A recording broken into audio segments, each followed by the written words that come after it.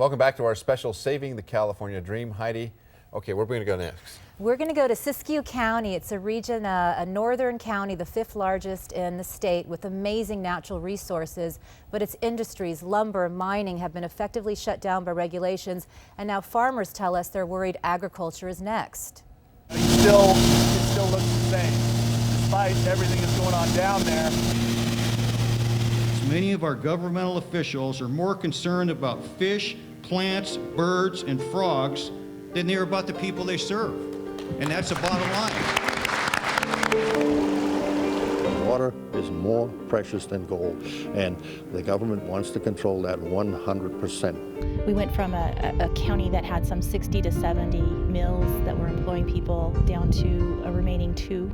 First they took out 6,000 loggers, now 3,000 miners. These are all the plans that we had for retirement.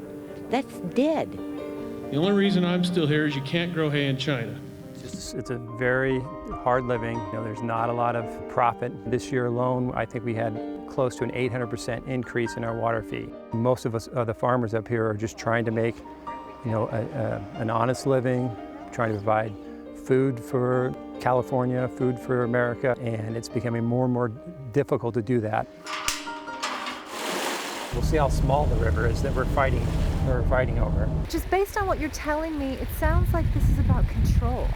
It's about controlling water, because if they can control the water, then they can control all aspects of what type of either farming or economic activity that can occur up here. If they take away my groundwater, there won't be a ranch. I don't have any other means of water. If they take it away, there's really nothing left. All right, here's some more hard numbers. The real unemployment in that area is 20%. Farmers have seen an 800% increase in their water fees just this year. And from 2000 to 2009, California taxpayers have paid out $11 million in just the legal fees for environmental lawsuits. That's just to 2 nonprofits. Many of these lawsuits settle with no evidence any fish or bird was ever harmed. That's not to say environmental regulations have not made a difference over the years, because of course they have. But the question now is, has some of it gone too far? And that's the thing, is that it seems to me, to a lot of people and to reporters like us, who we see, it seems like no one's using their head here. No. There's regulation on top of regulation, and bureaucrats just creating more work for them to keep them going, and really hurting these farmers who are trying to, as he said, trying to feed California. And what I have found that's going to be something that's very unpopular, but what I'm going to be looking into in the next few weeks, is that there seems to be a cottage industry of environmental lawsuits. All these nonprofits that are suing, taking federal money, millions of dollars in federal money, to sue the federal government. And like we said, a lot of them settle with no evidence that there's anything wrong. They're funding, the federal government is funding the environmental groups that are then suing the federal government. And the legal fees we pay out sometimes that makes complete sense, doesn't it? Okay, gentlemen, your take on this. I would say that, this is just another example. It's a great piece, another example of what happens during mismanagement. And you look at government mismanagement, that ripple effect goes down to every industry, and now we're seeing it even in the agricultural industry. My company, LeaseStation, does a lot of lending in the agricultural industry, and we're starting to see a lot of people really coming to us. The balance sheets are changing of these individuals. We look at these people to give them money, and I can see it. I can see the effect that these burdens are taking on these people. That they're not as profitable as they used to be, and it's a shame.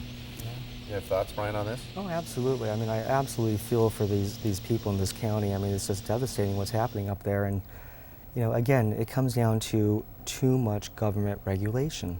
Amen. I'm an environmentalist. I really am. I believe in protecting what needs to be protected, but at the same time, I believe in people.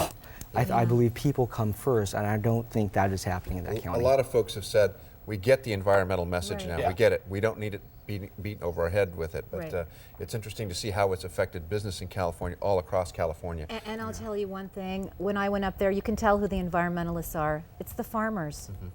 Period. They're the original environmentalists. California is still thriving with business and tech innovators despite all of this talk that we're having here. And many believe if there's anyone who's going to save the state, it is those innovators. There are certain people who want to save dollars, save money on taxes, or for whatever reason they want to watch the bottom line.